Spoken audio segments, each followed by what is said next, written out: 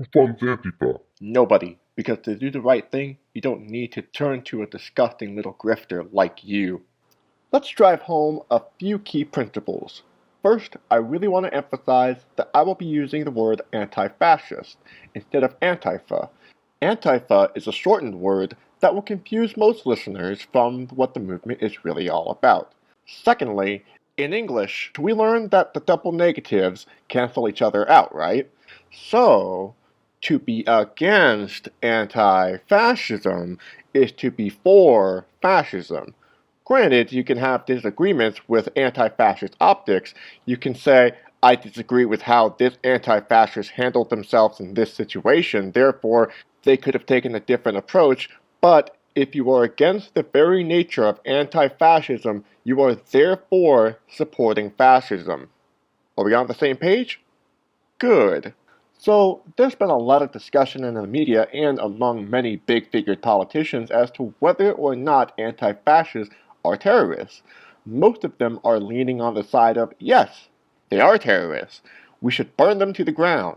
Even Donald Trump went on to say major consideration is being given to naming Antifa as an organization of terror. Portland is being watched very closely. Hopefully the mayor will be able to properly do his job.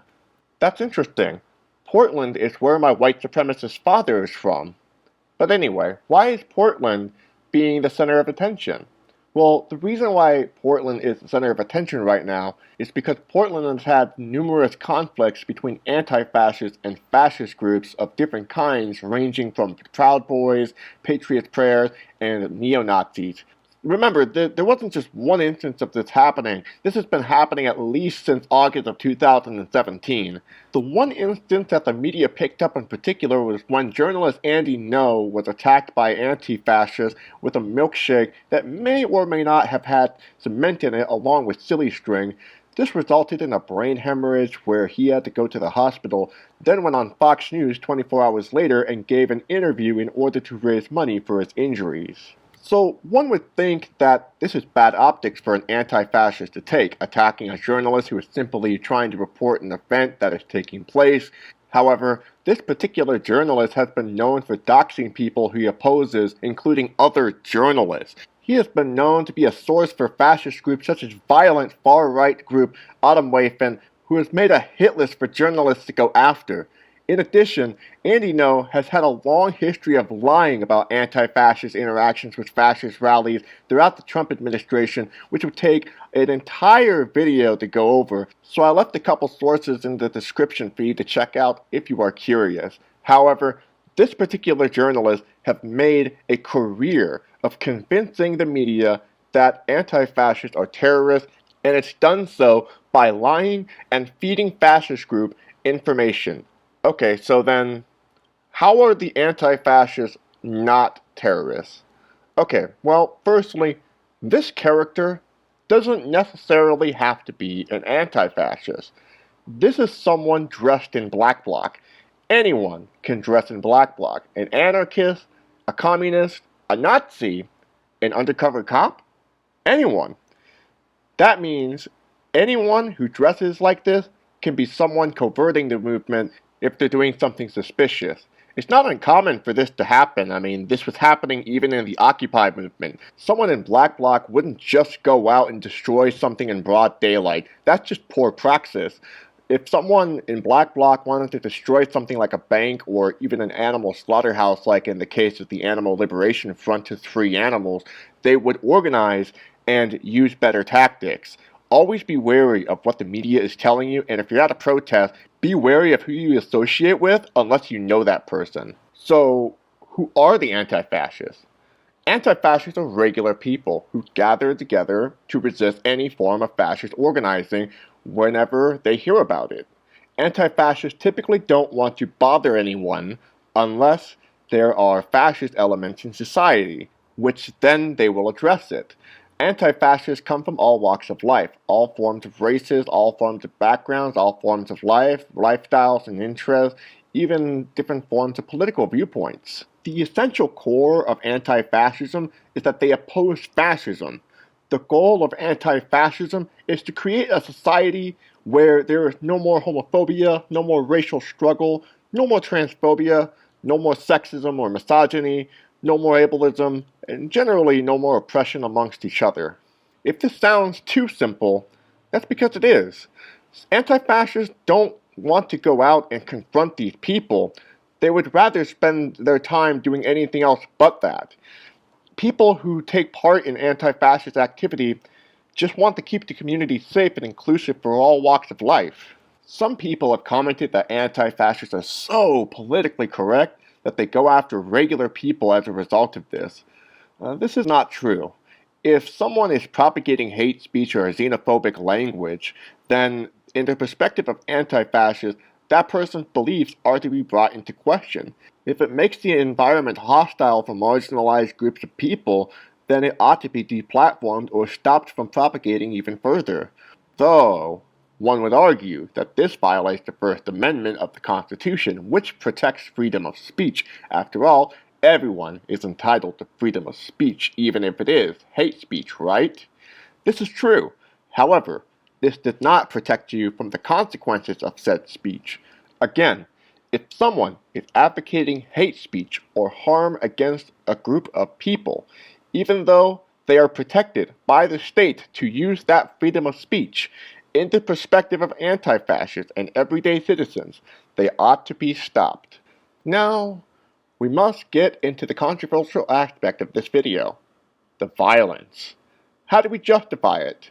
Before we even dive into this subject, it's important to highlight that leftist violence is literally dwarfed by right-wing violence. But did that justify it? Does that make left-wing violence okay? Let's discuss that. When there's conflict between anti-fascists and the far right, anti-fascists typically don't want to use violence right away. In fact, they don't crave violence like the right wing does. This is because anti-fascism is an idea that is built on self-defense and community defense. The goal of anti-fascists being there is to simply drive out fascists of that area. It's important to have context in this situation. Not to mention that anti-fascist optics doesn't always have to be violent. A lot of the times, anti-fascism can be in the form of this video, or any kind of video that propagates against fascism.